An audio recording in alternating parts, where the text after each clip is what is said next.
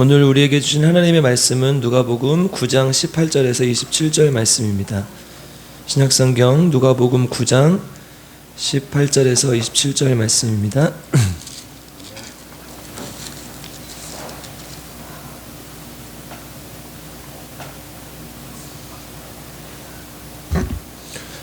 자, 한 절 여러분들 함께 교독하겠습니다. 예수께서 따로 기도하실 때에 제자들이 주와 함께 있더니 물어 이르시되 우리가 나를 누구라고 하느냐?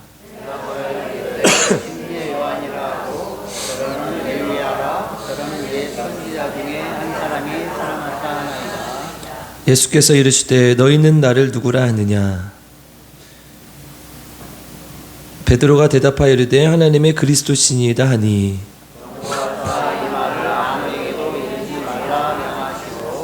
이르시되 인자가 많은 고난을 받고 장로들과 대제사장들과 서기관들에게 버림받아 죽임을 당하고 제3일에 살아나야 하리라 하시고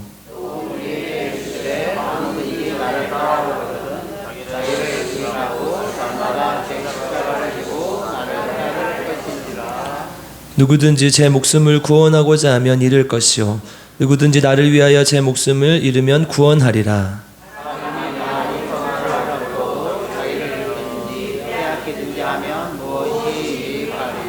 누구든지 나와 내 말을 부끄러워하면 인자도 자기와 아버지와 거룩한 천사들의 영광으로 올 때에 그 사람을 부끄러워하리라.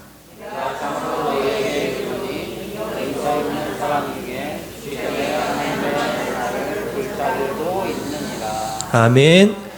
네, 오늘도 하나님의 말씀을 통해 우리 모두에게 은혜가 있기를 주님의 이름으로 축복합니다. 아멘.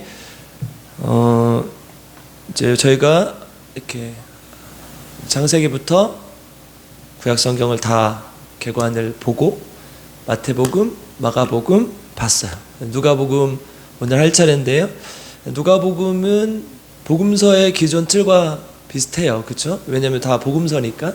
그래서 복음서에서 말하고자 하는 바는 하나님이 우리의 구원자가 되시고 이 땅에 어떤 일을 하려고 오셨는지, 그래서 하나님이 어떤 분이고 하나님이 어떤 일을 하셨는지, 예수님이 어떤 일을 하셨는지에 대한 이야기입니다. 그런데 이제 복음서마다 조금씩 강조하는 바가 다르다고 말씀을 드렸어요. 그래서 이제 마태복음은 유대인을 위한 복음서였고 마가복음은 로마인을 위한 복음서였어요. 로마에 거주하는 로마인들을 위한, 그리고 특별히 로마의 기독교인들, 그 안에는 원래 예수님을 바로 받아들인 이방인도 있을 것이고 유대인에서 개종한 사람들도 있을 것이요. 그런 사람들에게 필요한 것들이 어떤 것인가에 대한 것. 오늘 이제 누가복음은 사실 이방인을 위한 복음서예요. 누가가 이방을 같이 이방 지역을 사도 바울과 같이 전도했고 또 그런 것들을 많이 봤기 때문에 이런 것들을 보면서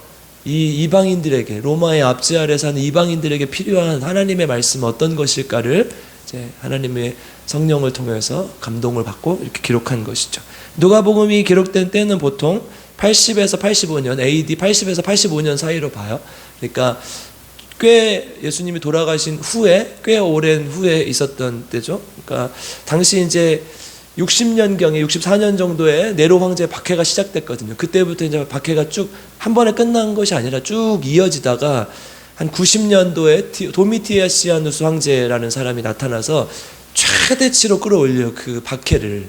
그게 이제 요한계시록에 쓰여졌던 배경이라고 보는 것이죠. 근데 그거보다 조금 앞에 있었던 그 시기에 쓰였죠. 그리고 예수님을 만났던 사람들이 거의 이제 다 죽어가는, 이제 예수님 직접 만났던 세대가 아닌 거예요. 예수님을 귀를 통해서 들었고 예수님을 이렇게 직접 보지 않고 다른 사람의 저 복음 전함을 통해서 들은 사람들이에요. 그러니까 이제 그 예수님 직접 봐도 이렇게 시간이 지나면 이렇게 변하기도 하고 또 예수님 봐서 배신하기도 했었잖아요, 제자들이.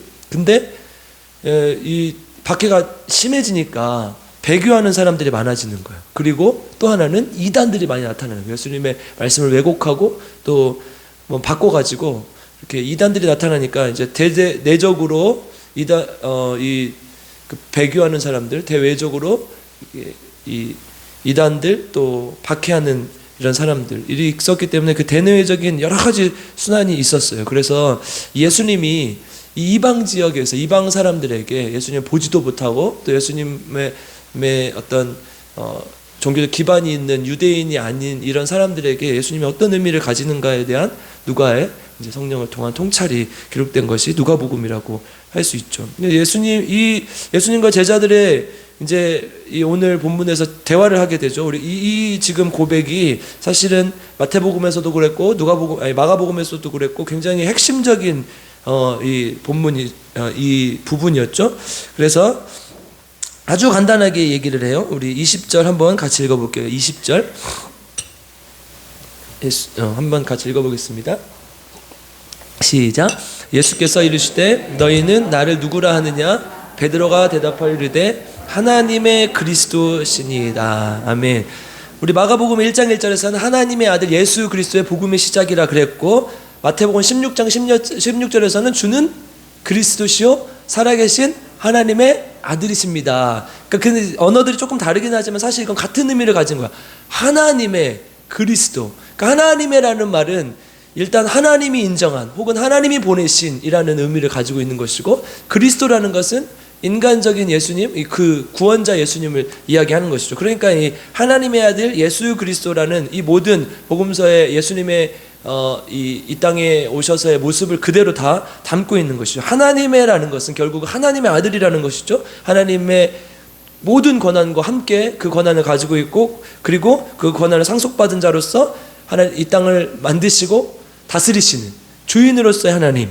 그래서 창조주 하나님의 모습을 나타낸 신적 하나님의 모습, 예수님의 모습을 나타내는 이 말이죠. 두 번째, 이 그리스도라는 것은 우리가 저번 주에서 살펴보셨듯이 이 메시아, 즉 기름 부음 받은 자, 그 구원자로 오신 예수님, 인간 예수님을 이야기하는 것이죠. 그래서 예수님께서 이 땅에 오셔서 어떤 분으로 오셨는가를 이 복음서들은 각각 문화와 언어에 맞게 지금 전하고 있는 거예요. 누가복음은 지금 하나님의 그리스도이시니다. 굉장히 간결하고 짧게 이야기를 했죠. 이 누가의 모습들이 사실 그래요. 그래서 이 누가복음을 보려면 누가가 어떤 사람이었는지를 보면 이 복음서를 통해서 어떻게 우리에게 전하려고 하는 것을 알 수 있어요. 누가는 어떤 사람이었죠? 첫 번째는 의사였어요. 누가가 의사였다는 것은 너무나 많이 알려졌죠. 우리 전주에 보니까 누가 한방병원이 있던데 아마도 예수 믿는 분이 하셨을 거예요. 인우동 쪽에 있어요. 근데 어쨌든 누가는 의사였어. 그래서 사도 바울과 함께 전도 여행을 다녔죠. 그런데 사도 바울이 고생을 굉장히 많이 했죠. 우리 이제 사도 바울이 쓴 서신에 보면 육체에 가시도 있었고요. 또 굉장히 매를 많이 맞았고, 우리 한 구절만 한번 찾아볼까요? 우리 고린도후서 11장 24절 한번 찾아볼까요?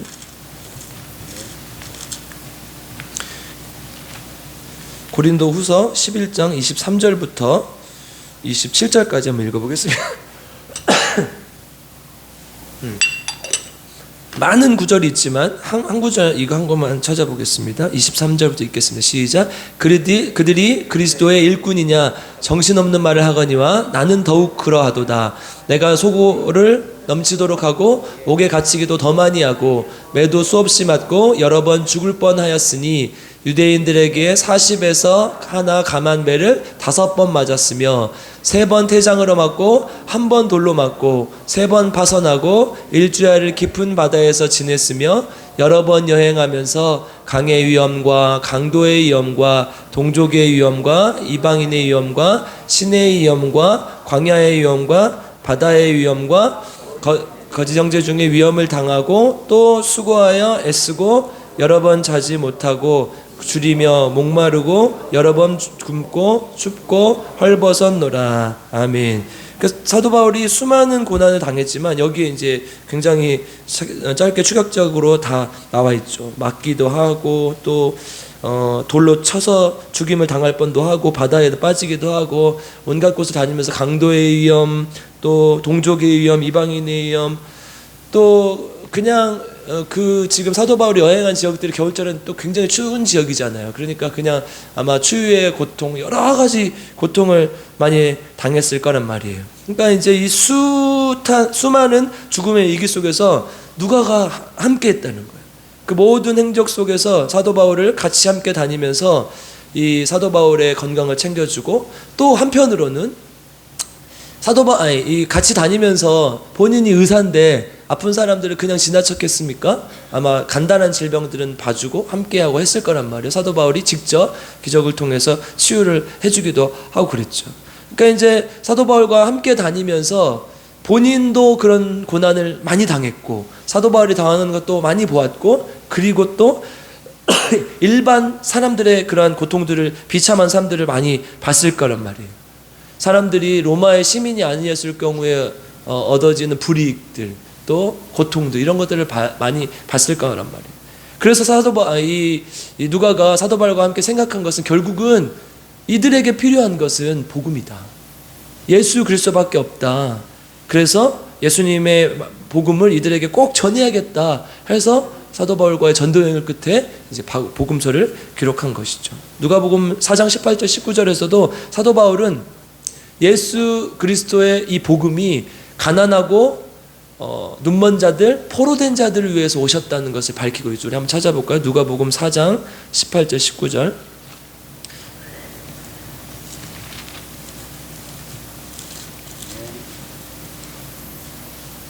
같이 읽겠습니다. 시작.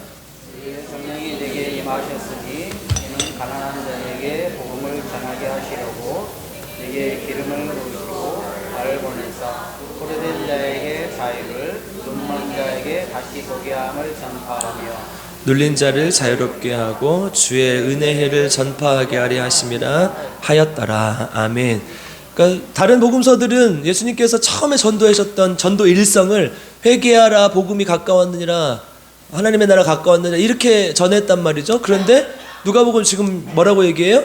주의 성령이 내게 임하셨으니 이는 가난한 자에게 복음을 전하게 하시려고 포로된 자가 자유롭게 되고 눈먼 자가 눈을 뜨게 되고 귀먼 자는 귀가 듣게 되고, 이러한 자유의 복음을 선포하셨단 말이에요. 그러니까 누가 의사로서의 누가는 지금 수많은 전도여행 끝에 사람들의 그런 비참한 삶을 보고 정말 이러한 시궁창 같은 삶의 문제를 해결해 주실 수 있는 분은 오직 예수 그리스도다. 그리고 이 죄의 문제로부터 해결돼야 인류는 구원받을 수 있다. 이거를 정확하게 안 것이죠. 그리고 누가는 이 복음서를 통해서 가난한 자, 줄인 자, 우는 자, 이런 사람들에게 예수 그리스도의 복음이 임하더라. 이들에게 필요한 건 예수님이다라고 임했던 것, 이렇게 전했던 것이죠. 우리도 살다 보면 그렇잖아요. 어떤 때는 어려움도 있고 또 어떤 때는 고난도 있고 고통도 있죠. 저도 이번 주에 이렇게 상을 당해 보니까 이게 그저께까지 통화를 하고 이렇게 아무렇지 않게 했었는데 이게 주무시는 거예요. 가는데 이제 못 일어나시는 거예요. 그러니까 참 이게 우리가 뭘 추구하면 살고 뭘 향해서 달려가는가. 우리에게 필요한 건, 진짜 필요한 거는 예수 그리스도의 복음인데, 이런 생각이 들었습니다. 그래서 누가를 통해서 우리에게 주시는 하나님의 메시지는 우리 모두에게, 가난한 자에게, 또 약한 자에게, 우는 자에게 예수 그리스도의 복음이 임할 것이라는 그 사실이라는 것을 믿고 하나님께 나아가는 필그림교 성도님들 되시기를 축복합니다. 두 번째, 이제 의사 누가의 모습이 있고, 누가는 이방인이었어. 헬라어를 쓰는 헬라 문화권에 사는 이방인이었어요. 그러니까 마태복음은 아까 유대인들에게 필요한 율법적 용어들을 많이 쓰지만 또 마가복음을 썼던 이 마가는 로마에 박해당하는 사람들에게 빨리 구원이 임할 것이라는, 이렇게 속히 이런 말을 많이 쓰지만, 누가는 이방인이었기 때문에 이방인들, 특히 모든 사람을 위해서 이 복음서를 썼습니다. 기독교인들 중 아직도 유대적 뿌리를 단단히 가지고 있고, 또 누가의 이러한 어떤 종교적 관점에 있었던 그들에게도 사실은 누가의 이런 모든 사람에게 있었던 보편적인 복음의 원리는 은혜가 되고 소망이 되었다는 것이죠. 그래서 이 누가복음에는 모든이라는 말이 압도적으로 많이 나와요. 모든 육체가 구원을 보리라. 모든 골짜기가 메워지고 하나님께서 임하실 것이다. 모든 백성이 구원을 받을 것이다. 이런 모든이라는 말이 나와요. 그러니까 이 복음이라는 것은 어떤 사람에게 특정하게 적용되는 것이 아니라는 거예요. 이 복음은 모든 사람에게 똑같이 적용됐다는 거예요. 그 누가는 자기가 이방인이었기 때문에 더 관심이 많았겠죠. 유대인들만 선민이고 유대인들만 해당되는 이야기라면 예수님께서 저렇게 인류를 위해서 십자가 못 박혀 죽으실 필요가 없는 거예요. 그냥 그 나라 땅에서 그렇게만 하면 되는데 각지를 돌아다니면서 지금 예수 그리스도의 복음이 이런 것이다라고 이야기를 하는 점. 그러니까 복음은 유대인을 위한 것도 아니고 헬라인을 위한 것도 아니고 지금으로 말하면 뭐 부자를 위한 것도 아니고 지식인을 위한 것도 아니고 모두를 위한 거예요. 로마인, 사마리아인, 남자, 여자, 유력한 여자, 과부, 저는 자, 창녀들, 또 온갖 사회에 부족한 사람들, 이 모든 사람들을 위한 것이라는 거예요. 그것이 뭐예요? 은혜라는 거예요. 그러니까 누가복음에서 강조되는 말이 바로 이 은혜라는 것이죠. 하나님의 은혜로 인해서 성령의 능력으로 말미암아 모든 사람에게 하나님의 복음이 똑같이 적용된다는 것. 하나님의 도우심은 돈 많은 사람, 지위 높은 사람에게만 임하는 것이 아니라 모든 사람에게 동일하게 역사한다. 그래서 제가 방금 말씀드렸던 단어 중에 중요한 단어가 있어요. 성령이에요. 성령. 그러니까 이 복음을 받아들이는 자, 복음을 믿는 자, 이 하나님의 은혜를 받는 자에게 공통적으로 적용되는 것은 바로 성령의 역사예요. 이 성령만이 우리에게 예수 그리스도를 알게 하시고 만나게 하시고 할 수 있다는 거예요. 그래서 누가복음엔 성령이라는 말이 압도적으로 많이 나옵니다. 1장 15절에도 이제 한번 가볼까요? 1장 15절? 누가복음 1장 15절.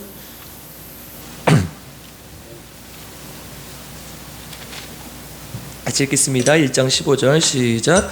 이는 그가 주 앞에 큰 자가 되면 포도주나 독한 술을 마시지 아니하며 모태로부터 성령의 충만함을 받아. 아멘. 2장 26절도 한번 읽어보겠습니다. 2장 26절 시작. 그가 주의 아직 못 찾으셨어요. 2장 26절 시작. 그가 주의 그리스도를 보기 전에는 죽지 아니하리라 하는 성령의 지시를 받았더니. 아멘. 계속해서 성령이라는 말 1장부터 2장, 제가 지금 앞부분만 찾아드리는 이유는 앞에 부분부터 이렇게 성령이라는 말이 많이 나온다는 거예요. 그래서 계속해서 성령을 통해서 성령으로 성령의 지시를 받아서 이런 성령의 모습이 압도적으로 많이 나옵니다. 그래서 이게 어디로 이어져요? 사도행전으로 이어지죠. 누가 썼어요? 사도행전. 누가 썼죠? 누가가 썼죠. 네. 누가 썼어요? 누가가 썼어요. 그러니까 사도행전의 다른 별명이 뭐예요? 성령행전이잖아요. 성령이 어떻게 역사하시는지. 그런데 이제 누가복음에서는 이 성령에 대해 소개를 하는 거예요. 성령을 통해서만 가능하다. 성령을 통해서만 예수 그리스도를 만날 수 있다. 성령을 통해서만 이것이 우리의 사역이 이어질 수 있다. 이런 것들을 계속 얘기하는 것이죠. 그리고 그 성령의 역사가 나타나는 현장이 바로 사도행전이죠. 그것은 곧 사도 바울과 자기가 그 전도여행을 했던 그곳들 아닙니까? 그곳에 이 성령이 오직 성령으로만 함께 할 수 있는데 이 성령이 그 삶의 현장에서 다 살아 움직인 것을 우리가 직접 보았다. 그것을 또 사도행전을 통해서 말씀하고 있는 것이죠. 성령 충만을 받으려면 그럼 어떻게 해야 되느냐? 1장 10절로 한번 가보겠습니다. 1장 10절 같이 읽겠습니다. 시작. 모든 백성은 그 분향하는 시간을 밖에서 기도하더니. 아멘. 지금 이스라엘 백성들, 이 누가복음에서는 1장 10절부터 예수님의 이 예언, 예수님에 대한 예언을 하는 이 모습 속에서도 뭐라고 해요? 기도하고 있었다. 백성들이 기도하고 있었다. 그리고 기도했을 때 성령이 임했고, 기도했을 때 성령을 통해서 우리가 그것을 볼 수 있었다. 이 얘기를 하는 것이죠. 기도로 시작해서요. 마지막 24장 53절 우리 이 누가복음의 마지막 절에서도 늘 찬송하고 기도했다. 이 얘기를 해요. 그러니까 뭐예요? 기도로 시작해서 기도로 끝나는 복음서가 바로 이 누가복음이에요. 기도를 통해서만이 역사할 수 있다는 것. 그래서 다른 복음서들과는 다르게 누가복음 6장에 보면 이제 제자들을 부르실 때 뭐라고 하냐? 그러니까 제자들을 불렀더라 이렇게 얘기를 하시는데 누가복음 6장 12절에는 밤새도록 기도하셨다는 표현이 나와요. 제자들을 불렀을 때. 그러니까 제자들을 세울 때도 사역을 할 때도 예수님께서 기도하셨다 이 얘기를 하는 것이에요. 그럼 기독교인들의 무기가 뭡니까? 말씀과 기도잖아요. 말씀과 기도밖에 없다는 거예요. 지금 이 로마의 압제 속에서 이방인들이 이 복음을 받아들일 수 있는 유일한 길은 결국 기도하고 찬송하고 하나님께 나아가는 것밖에 없다는 것이죠. 기도하고 찬송할 때, 말씀 볼 때 우리 마음이 뜨거워지고 우리가 변화되는 것을 우리가 수도 없이 경험하고 함께하고 있지 않습니까? 근데 그냥 성령 충만하십시오, 성령 충만하길 바랍니다, 이것은 아무 의미가 없다는 거예요. 여러분, 성령 충만하시려면 어떻게 해야 돼요? 기도해야 된다. 그래서 조금 이따 또 얘기하겠지만 기도해야 돼요. 언제 기도하셔야 돼요?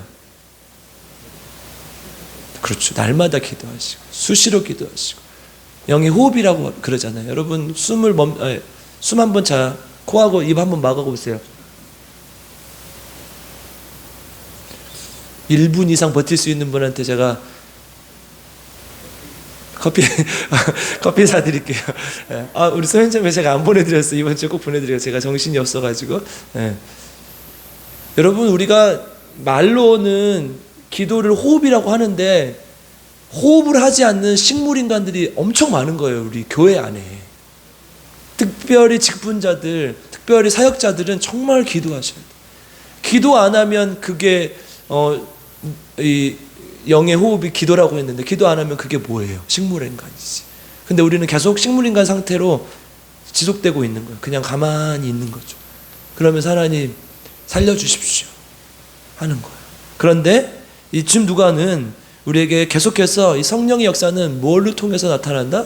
기도를 통해서 나타난다는 것을 알려주고 있습니다. 우리 필그림 교회는 정말 하나님 앞에서 기도하는 교회가 되기를 주님의 이름으로 축복합니다.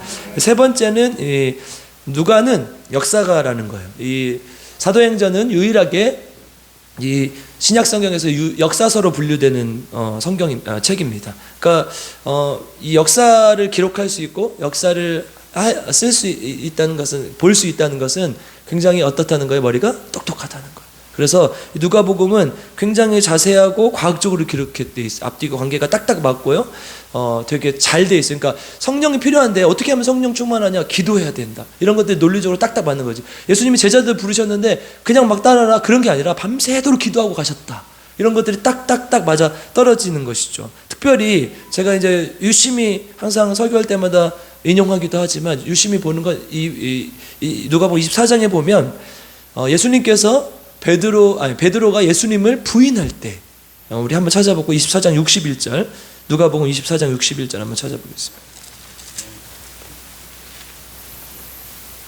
23장 61절인가요?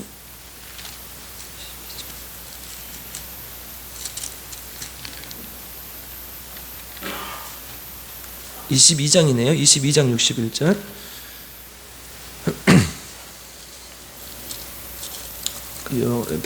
누가복음에만 있는 본문이에요. 같이 읽겠습니다. 시작.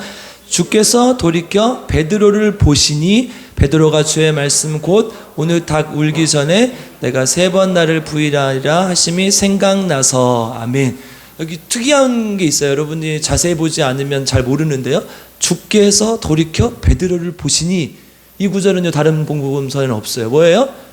베드로가 예수님을 부인하고 있는데 그때 어떻게 한 거예요? 주께서 돌이켜 보시니. 그러니까 뭐예요? 소연자매 미안해. 소연자매가 베드로면 나를 부인하고 있는데 나랑 이렇게 딱 눈이 마주친 거예요.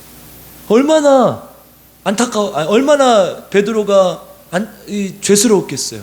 그렇죠? 이 구절이 사실은 이 베드로의 심정을 아주 잘 나타내는, 그리고 베드로는 도저히 그것을 견딜 수 없어서 밖으로 뛰쳐나가서 3번 부인했던 그 말씀에 대해서 고민하고 울게 되죠. 그리고 결국은 나중에 돌아오게 되긴 하지만 어쨌든 이러한 본문들이 누가복음에 있다는 거죠. 그래서 누가는 역사가로서의 본문을 아주 잘 역사가로서의 자신의 모습을 아주 잘 나타내줘요. 그래서 굉장히 과학적이고 체계적으로 쓰여 있고, 그리고 그것이 누가복음까지 사도행전까지 이어지게 그렇게 썼다는 것입니다. 그래서 이제 젊은 사람들, 특히 이제 예수를 처음 믿은 분들한테 성경을 읽기를 권할 때 복음서를 읽는다 그러면 누가복음부터 권하는 게 좋아요. 누가복음은 처음부터 끝까지 굉장히 논리적으로 써져 있기 때문에 이걸 한번 읽어보십시오 할 수 있다는 것이죠. 이 누가복음 이런 역사가 이런 누가의 모습을 통해서 쓰여졌다는 것을 아시고, 그렇다면 오늘 이 본문은 누가복음에서 어떤 위치를 차지하는가? 누가복음에서 가장 중요한 본문이라고 할 수 있는데, 이 본문을 통해서 우리에게 하나님께서 말씀하시는 것은 무엇인가? 첫 번째는 패러다임을 전환하는 거예요. 그것은 뭐냐? 23절 한번 읽어보겠습니다. 23절. 같이 읽겠습니다. 시작.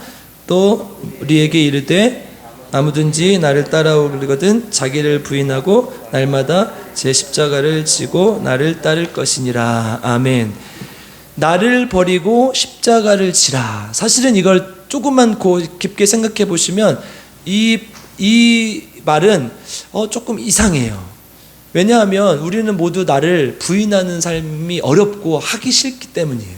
그리고 하지 않기 때문이에요. 원래는 우리가 빌립보서 2장 5절, 우리 오늘 박 목사님 오전에 설교하셨는데 정말 우연히 비슷한 부분이 항상 걸려요.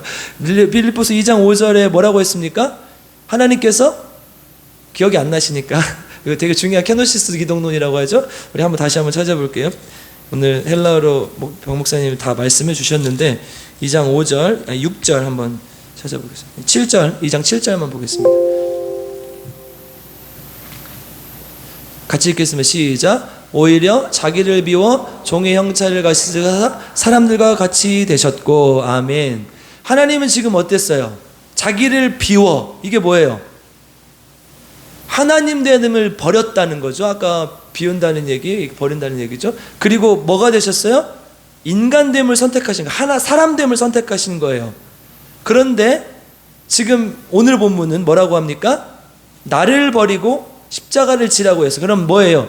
인간됨을 버리고 하나님됨을 선택하라는 거예요. 그렇잖아요. 예수님 지금 어떻게 했어요? 하나님됨을 버리고 인간됨을 선택하셨어요. 그런데 오늘 본문은 뭐라고 해요? 인간됨을 버리고 하나님됨을 선택하라는 거예요. 인간됨이 뭐예요? 죄잖아요. 죄. 인간은 나약하고 연약한 죄인이에요. 그런데 그 예수님은 자기 자신을 버리고 인간됨을 선택하셨다는 거예요. 그래서 우리는 어떻게 해야 되는 거예요? 이 어쩔 수 없이, 죄 때문에 어쩔 수 없는 우리는 그 인간됨을 버려야 되는 거예요. 그리고 하나님됨을 선택하래요. 하나님됨이 뭐예요? 하나님께서 우리를 만드셨을 때 어땠어요? 창세기 1장 27절에 보면 우리를 뭘로 만드셨어요? 하나님의 형상으로 만드셨잖아요. 그러니까 우리는 원래 하나님을 다 닮은 사람들이었단 말이에요. 근데 죄악 때문에 그 모습이 싹 깨졌으니까 그 죄를 버리는 유일한 길이 사람됨을 버리는 길이라는, 그 사람됨을 버리고 어떻게 하라는 거예요? 하나님됨을 선택하라. 하나님의 형상을 회복하라는 것이죠. 이렇게 돼야 된다는 거예요. 그래서 오늘 본문에 누가복음 9장 본문의 밑에 부분 31절 한번 읽어볼게요. 31절.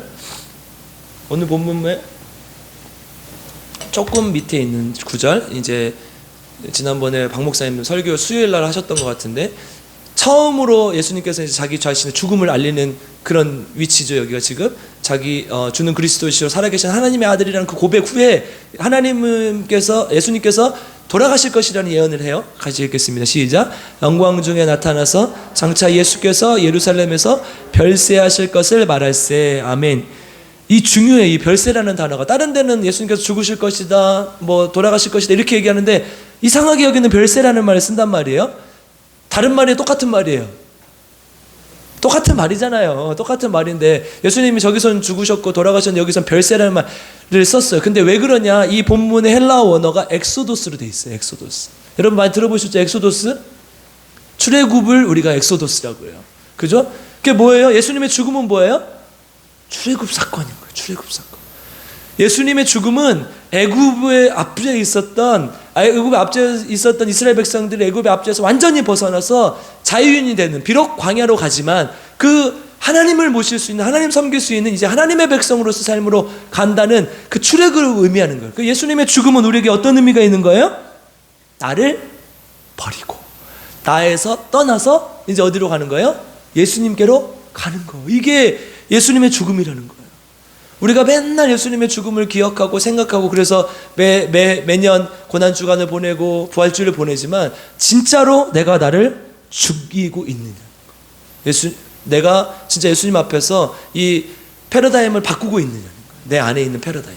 나는 나를 위해 살고 나를 위해 죽고 나를 위해 샀는데 진짜 예수님 우리한테 계속해서 말씀하시는 게 너를 위해 살지 말라, 너를 죽여라, 그 얘기를 하는 것이죠.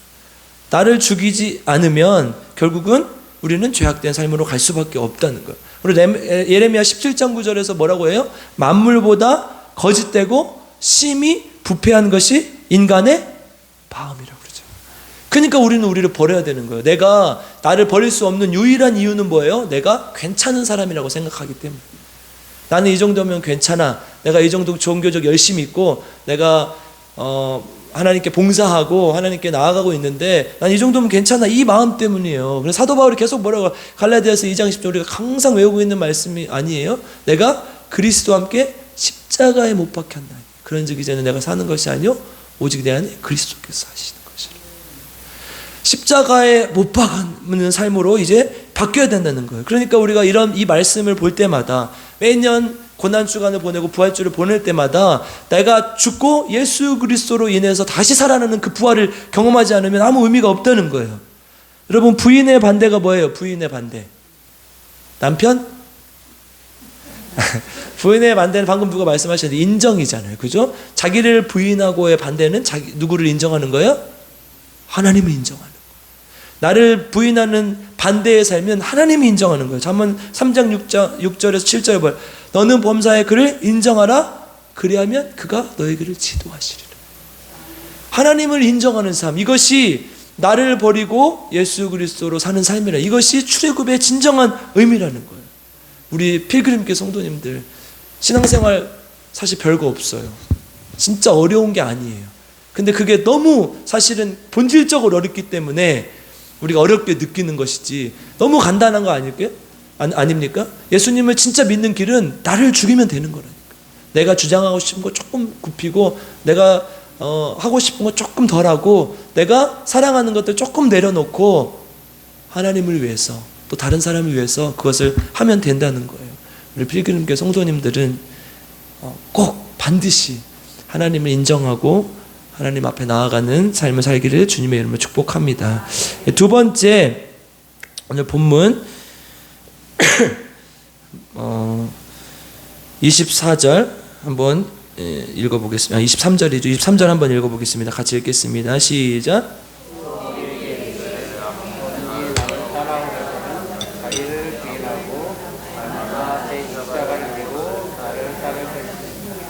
아멘. 두 번째 뭐냐? 어제의 신앙에서 오늘의 신앙이 되라는 거예요. 뭐예요? 뭐라고 되어 있어요 지금? 제일 중요한 세 글자? 날마다. 그렇죠. 날마다예요. 다른 복음서에는 없어요. 이 세 글자, 이 날마다라는 구절이 없어요. 그래서 우리는 어떤 신앙이 돼야 되는 거예요? 날마다, 오늘, 지금. 그래서 보네포 목사님이 가장 많이 말씀하셨던 here and now. 지금 여기에서 나에게 어떤 말씀이 있고 내가 어떤 삶을 살아야 될 것인가, 이 얘기를 하는 것이죠. 주님, 오늘도 나를 부인해 주시게 하시고 오늘도 주님을 인정하는 삶을 살게 해 주십시오. 어제가 아니라 오늘 꼭 그렇게 도와주십시오. 이렇게 얘기를 하는 것이죠. 여러분, 그래서 우리가 그 꼰대 아저씨들이 제일 많이 하는 말이 뭐예요? 그렇죠. 과거를 제일 많이 얘기해요. 옛날에 내가 왕년에, 그렇죠, 왕년에, 그 왕년에 씨 많이 있잖아요, 우리 살다 보면. 그래서 내가 이제 요즘 우리가 이걸 뭐라고 말해요? 라떼는. 그래서 그 아저씨들은 커피집 가서 아메리카노 안 마셔요. 라떼만 마셔요. 네. 라떼는 말이지. 그러니까 이게 오늘의 신앙이 아니라, 그러니까 과거에 내가 어땠다는 것은 지금 내가 그렇게 못하고 있다는 것을 반증하는 거죠. 그러니까 우리는 어떤 신앙이 돼야 돼요? 과거의 신앙이 아닌 오늘의 신앙이 돼야 돼요. 날마다. 이게 패러다임의 전환이라는 거예요. 내가 예전에 그렇게 했었던 것은 별로 의미가 없어요. 아무 의미가 없어요. 그 과거에 내가 구원받았다는 게 의미 있는 이단이 누구예요? 구원파잖아요. 구원파. 그래서 그 사람들 다 이단이에요. 과거에 한번 구원받았으면 끝이다. 내가 무슨 짓을 해도 상관없다. 그래서 세월호 사건이 일어난 거 아닙니까? 유병언이가. 그러니까 지금 우리에게 중요한 건 뭐예요? 오늘 여기에서 내가 어떤 신앙을 가지고 있는가. 내가 과거에 찬양인도를 하고 과거에 식당 봉사를 하고 과거에 교회 청소를 하고 내가 다 했다. 그러면 지금은? 지금이라는 거죠. 우리 필그림교회 성도님들은 오늘 지금 신앙을 가지시길 주님의 이름으로 간절히 축복하고 기도합니다. 마지막 세 번째, 다시 한번 읽겠습니다. 23절 다시 한번 읽겠습니다. 같이 읽겠습니다. 시작. 아무든지 나를 따라오려거든 자기 자기를 부인하고 날마다 제 십자가를 지고 나를 따를 것입니다. 아멘. 그리고 24절도 읽겠습니다. 시작. 누구든지 제 목숨을 구원하고자 하면 이를 누구든지 나를 위하여 제 목숨을 잃으면 구원하리라. 아멘. 지금 23절에서 날마다 나를 부인하고 24절에서 반대 역설의 원리를 얘기하죠. 누구든지 제 목숨을 구원하고자 하면 잃을 것이요 누구든지 나를 위하여 제 목숨을 잃으면 구원하리라. 누가 목숨 잃어야 돼요? 내가 잃어야죠. 근데 우리는 어떻게 해요? 누가 그렇다더라 이 말을 정말 많이 해요. 누가 그렇다더라. 그래서 세 번째 우리에게 주신 하나님의 말씀 뭐예요? 듣는 신앙에서 보는 신앙이 돼야 된다. 우리가 욥기서를 볼 때도 한번 봤었지만 욥기 42장 5절에 내가 전에는 주를 귀로 듣기만 하였사오나 이제는 주를 눈으로 배움나이다. 이게 무슨 말이에요?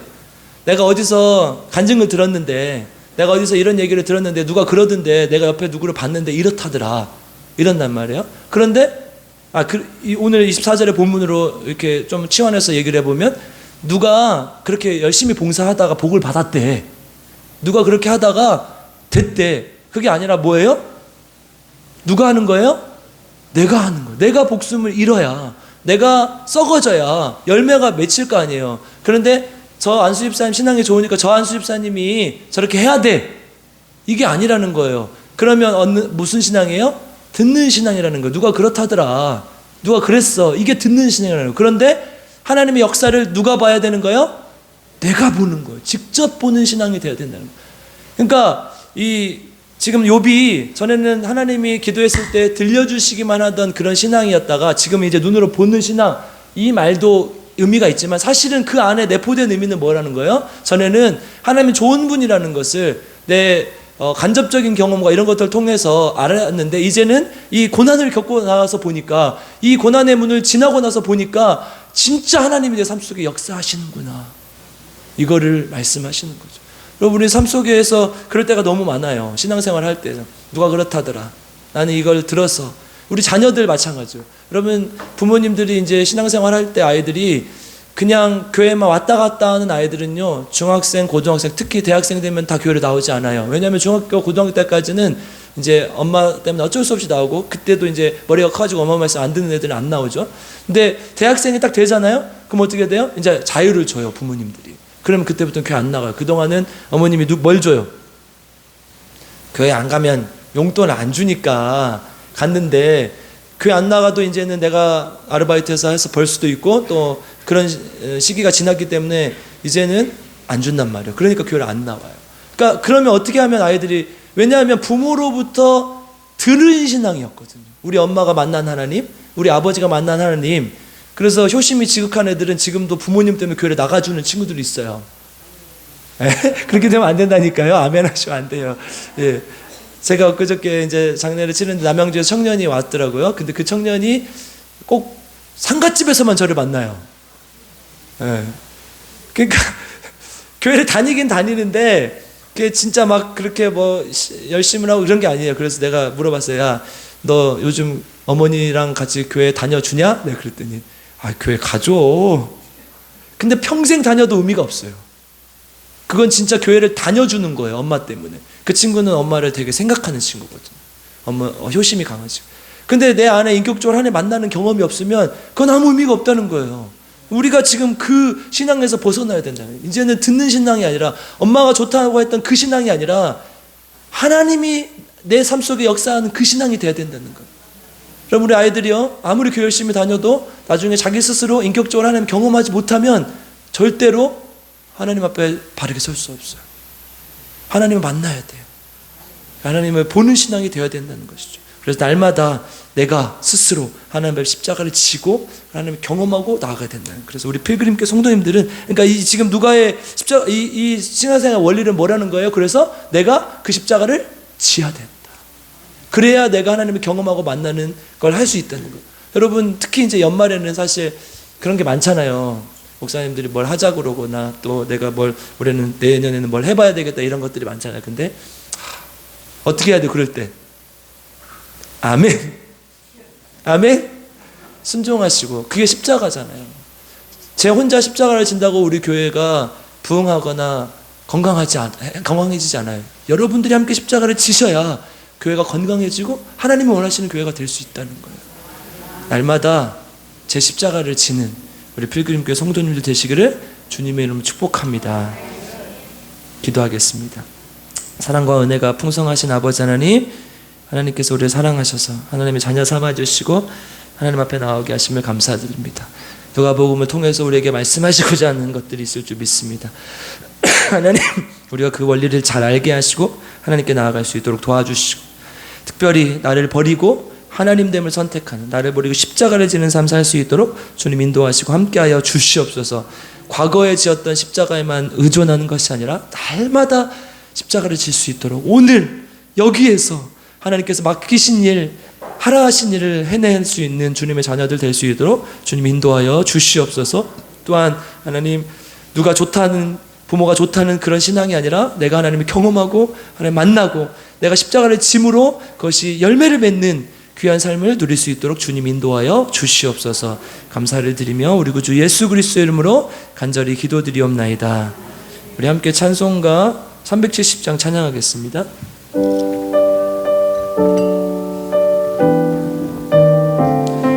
말씀을 생각하면서 함께 고백하겠습니다. 370장. 주 안에 있는 나에게 난 근심이 있으랴. 십자가 밑에 나아가 내 짐을 풀어내 주님을 찬송하면서 할렐루야 할렐루야. 내 앞길 멀고 험해도 나 주님만 따라가리. 그 두려움이 변하여 내 기도 되었고, 전날의 한숨 변하여 내 노래 되었네. 주님을 찬송하면서 할렐루야 할렐루야. 내 앞길 멀고 험해도 나 주님만 따라가리. 내 주는 자비하셔서 늘 함께 계시고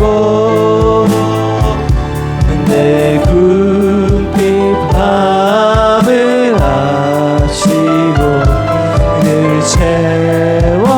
채워주시네. 주님을 찬송하면서 할렐루야 할렐루야. 내 앞길 멀고 험해도 나 주님만 따라가리. 내 주와 맺은 언약을 영불변하시니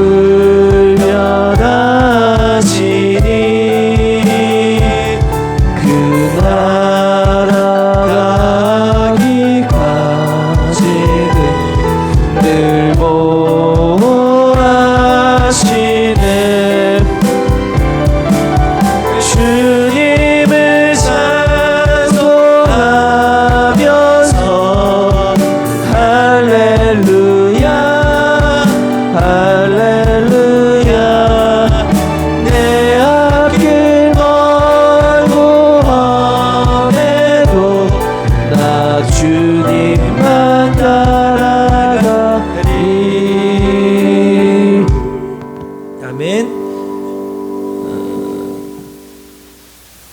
교회 소식을 전합니다. 성탄절 연말을 준비로 성경 공부 교구 예배 계속 휴강하고 있습니다. 청년부 모임도 같이 휴강하고 또 열 때 같이 하도록 하겠습니다. 점심 식사 후는 했죠. 우리 점심 먹었죠. 네. 정기총회 결과를 다음 주까지 꼭 알려주시고 또 금요기도회 8시 30분에 있습니다. 올해 마지막 금요기도회죠? 다 나왔으면 좋겠어요. 아멘이. 네, 다 나왔으면 좋겠어요. 아멘. 꼭 다 나오셔서 올해는 마지막이니까 또 목사님 사역의 마무리 하는 또 금요기도회니까 함께 나와서 목사님 박수 쳐주시고 또 함께 은혜 나누는 귀한 시간 되기를 주님의 이름으로 축복합니다. 성탄절 올해는 좀 이렇게 다른 나눔을 행사를 하려고 해요. 그래서 여러분들 꼭 도와주셔야 돼요. 초코파이 한 상자라도 꼭 가져오셔서 또 이걸 빨간 날에도 일하시는 분들 또 가난하고 조금 이렇게 힘없는 분들을 위해서 이렇게 나눔을 하도록 하겠습니다. 그래서 꼭 이번 주 다음 주까지 교육자실로 제출해 주시고 혹시 안 되시는 분들은 이제 나는 슈퍼 가기 힘드니까 그러면 10,000원이라도 20,000원이라도 이렇게 꼭 후원해 주시면 그걸로 사서 가도록 하겠습니다. 꼭 도와주시기를 주님의 이름으로 부탁드립니다. 성탄절 날 당일날 성탄절 전날 24일 날 주일이죠. 그날 예배 드리고 식사하시고 그날 이제 우리 함께 성탄을 축하하는 축하 공연도 하고 또 함께 교제하려고 합니다. 4시부터 공연 아이들 보고 그 다음에 여기에서 또 레크레이션 하고 상품도 많이 있어요. 오면 무조건 좋아요. 오집사님의 이렇게 그런 것만 좀 견뎌내시면 돼요. 그래서 식사하시고 또 즐겁게 재밌게 하시고 또 올해는 이제 안 오셨던 분, 여러분 기독교 절기에서 제일 중요한 절기 2개가 뭐예요? 하나는 부활절, 하나는 성탄절이잖아요. 이날만큼은 안 나왔던 분들도 모두 나와야 돼요. 그래서 같이 즐기고 예수 그리스도를 축하해야 됩니다. 그래서 꼭 나오셔서 하시고 저녁 식사는 이제 누구가 고생하면 또 안 되니까 작년에 가정별로 이렇게 하나씩 하니까 그 고통이 많이 분담되고 좋았어요. 그래서 올해도 이제 그렇게 하려고 해요. 그래서 올해 나는 뭘 했으면 좋겠다. 잡채 잘하시는 분 손 들어보세요. 잡채. 나는 잡채를 정말 세계에서 제일 잘 만든다. 네. 잡채도 좀 해주세요. 잡채 먹고 싶은데 잡채를 못했다고 또 그러셔서 잡채도 있고 또 부침개도 있고 또 여러 가지 있으니까 여러분들 간단한 걸로. 근데 나는 혼자 살아. 그러니까 좀 그래. 근데 막 그런 분들은 그냥 오셔서 드시면 돼요. 우리 윤순달 권사님 같은 거 연세 80세 넘으셨는데 나는 막 부침개를 해야지 그러시면 안 돼요. 이제 쉬시면서 드시면 돼요. 혼자 사시거나 이렇게 계신 분들은 그냥 오셔서 섬김을 받으시고 또 다른 부분을 섬겨드리고 하시면 되니까 오셔서 같이 함께함이 좋은 줄 믿습니다. 그래서 많이 참여해 주시길 주님의 이름으로 부탁드립니다. 네. 이번 주 감기 조심하시고 특별히 개인적으로 이번 이렇게 장인어른 장례에 오셔서 위로해 주시고 또 여러 가지로 위로해 주신 모든 분들께 감사를 드립니다. 일시적으로는 슬프지만 이제 좀 너무 젊은 나이에 돌아가시기도 하셨고 또 이제 이 땅에서 아직 못 본다는 슬픔이 있지만 또 하나님의 나라에 계시는 줄 믿습니다. 그래서 부활의 소망을 가지고 함께 손잡고 가는 우리 필그림교회 성도님 되시기를 주님의 이름으로 축복합니다. 하나님 앞에 헌금하신 분들 조성훈 집사님 11조 예물 드리셨고 이복순 집사님 11조 예물 드리셨습니다. 조성훈 집사님 헌금, 이복순 집사님, 또 주정헌금, 김학섭 집사님, 허순의 안수 집사님 감사헌금, 최영식 성도님, 조성훈 집사님 감사헌금 드리셨고요. 또 이복순 집사님, 허행구 성도님, 주님 닮아가는 남은 생애가 되기를 바라면서 감사를 드립니다. 장성숙 선사님, 글씨를 너무 잘 쓰세요. 우리 장정숙 선사님. 저한테서 편지 하나만 써주세요. 네. 유성신 집사님, 김수현 성도네 감사헌금 드리셨고 유하리, 윤원구 유진아 성도내외 감사헌금, 이정음 안수 집사님, 신남순 안수 집사님, 김경만 안수 집사님, 김학서 집사님 드리셨습니다. 기도하겠습니다. 사랑과 은혜가 풍성하신 아버지 하나님 감사를 드립니다. 주님께 받은 은혜가 감사하여 주님의 사랑에 감동되어 하나님께 귀한 예물을 드립니다. 예물을 기뻐 받아주시고 예물을 드린 모든 손길에 세상의 복이 아닌 하나님의 복으로 살아갈 수 있는 귀한 능력이 나타날 수 있도록 도와주시고, 또 하나님의 놀라운 능력 안에 이 예물이 쓰여져서 하나님의 나라가 확장될 수 있도록 주님 인도하시고 함께하여 주시옵소서. 이제는 우리 구주 예수 그리스도의 값없는 은혜와 아버지 하나님의 놀랍고 극진하신 사랑과 성령 하나님의 함께하여 주심 도와주심의 역사가 오늘 함께 주님 앞에 예배를 드리며 주님께 날마다 자기를 내려놓고 부인하고 남이 말하는 신앙이 아닌 주님을 직접 만나고 주님을 직접 경험하는 신앙이 되기로 작정하는 우리 빌그림교회 성도님들 머리머리 위에 지금부터 영원토록 함께 계시기를 간절히 축원하옵나이다. 아멘.